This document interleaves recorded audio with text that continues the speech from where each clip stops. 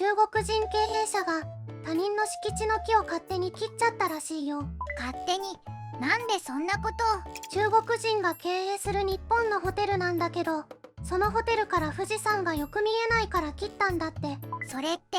ビッグモーター事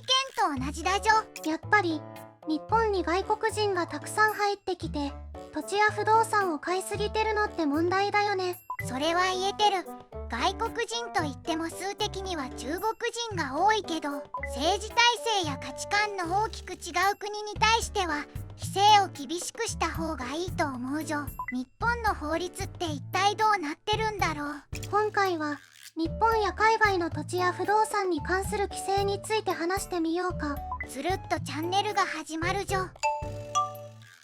まず日本の法律の現状だけど、外国人の不動産購入に関する直接的な規制はないよ。つまり外国人も日本国内で土地や建物を購入することが可能ってこと？なんて危険な状態なんだ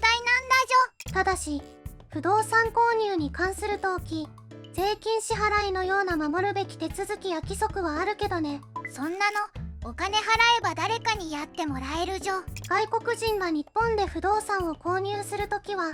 不動産会社、法律家、税理士からのアドバイスを受けることが推奨されてるけど、こういうプロの人たちの中には外国人の客相手に儲けている人もいる。危険な外国人のお金を頼るようになったらおしまいだじょ。外国人が日本で不動産を購入してそこに住む場合にはビザや滞在許可が必要になるんだけど、これは不動産の所有とは直接関係ない。とにかく外国にいながら日本で土地や家だけ持ってられるってことか。だからさっき言った木の伐採事件も、ホテルを経営してるのは中国人で中国にいる人だよ。しかもその経営者、名前を日本名にしてるところが腹立つんだよね。名前をもろ中国名にすると日本人が警戒するからだじょ。日本人のふりしてれば日本人のお客さんを集客しやすいからかもね。一応中国人と聞くと日本人が嫌がることは認識してるみたいだじょ。結果的に日本でホテルを経営して中国からも日本からも集客してるんだから、なんか腹立つじょ。こんなに外国人にゆるゆるな国って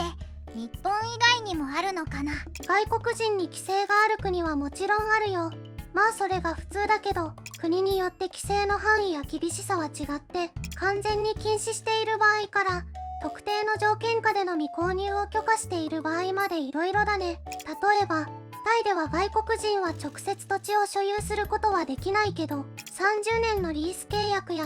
特定の法人を通じて間接的に不動産を所有することはできるよ。タイは正直緩いイメージだったけど、厳しくしてて偉いじょ。それに比べて日本は。次にオーストラリアだけど、外国人投資家は不動産投資委員会の承認を受ける必要があるようだね。特に住宅不動産に対しては厳格な規制が適用されるみたい。あの国も中国からの移民は多いみたいだから、いろいろ法整備が大変そうだじょ。法整備してる姿勢が見えるだけでも日本からすると羨ましいよね。そしてスイスは外国人が不動産を購入する際には許可が必要で、その許可はかなり限定されているよ。特に休暇用の住宅や第二の住宅の購入に厳しい制限があるんだよ。たくさんお金あるからって別荘感覚でやたらと買うことができないようにしてるんだじょ。日本の別荘地なんかもうひどいことになってるよね。そして問題の中国だけど、外国人が住宅用途での不動産を購入することは条件付きでできるみたいなんだけど、商業用途の土地の購入は許可されていないよ。はあ、日本ではどんどん買うくせに自分の土地は売らないとかおかしいじょ。まあ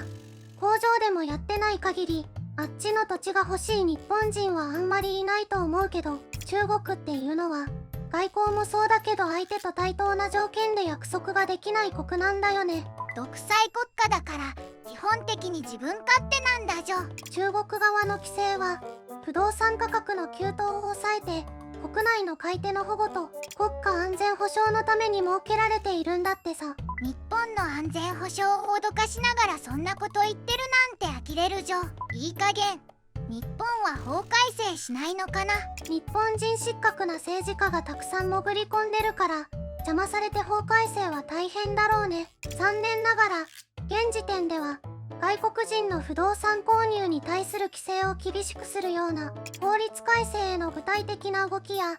国民の声が大きく取り沙汰されている様子は見受けられないね。最近では日本人たちも危ないって騒いでるのにまだまだ声が小さいのかな。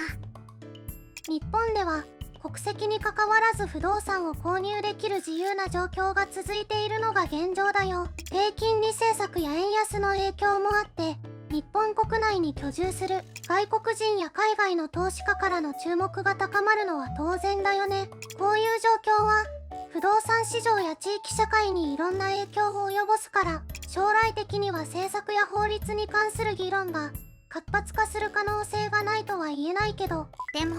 日本得意の遅さでその間にどんどん恐ろしい。日本は危機的状況にあるしどんどん入り込んでくる外国資本は脅威でしかないけど、私は何も全ての外国人が悪いとか脅威とは言わないよ。日本とウィンのビジネスをしているなら歓迎だし、日本のマナーや文化や歴史を理解して日本に来ている外国人もいるし、お互い信頼できて国際結婚してる人たちや日本で仕事して納税してる人もたくさんいるじょ。お金儲けのためだけに来ている外国人の危険な振る舞いのせいで真面目で誠実な外国人に迷惑がかかっていることは忘れちゃいけないよ。でも不動産市場の動向や社会的な影響に応じて日本でも将来的には政策や法律の見直しに関する議論を進めてほしいよね。今後の政策動向や法律改正の議論にはちゃんと注目しておいた方が良さそうだじょ。今回のつるっとチャンネルはここまで。よかったらいいねとチャンネル登録をお願いします。また見に来てね。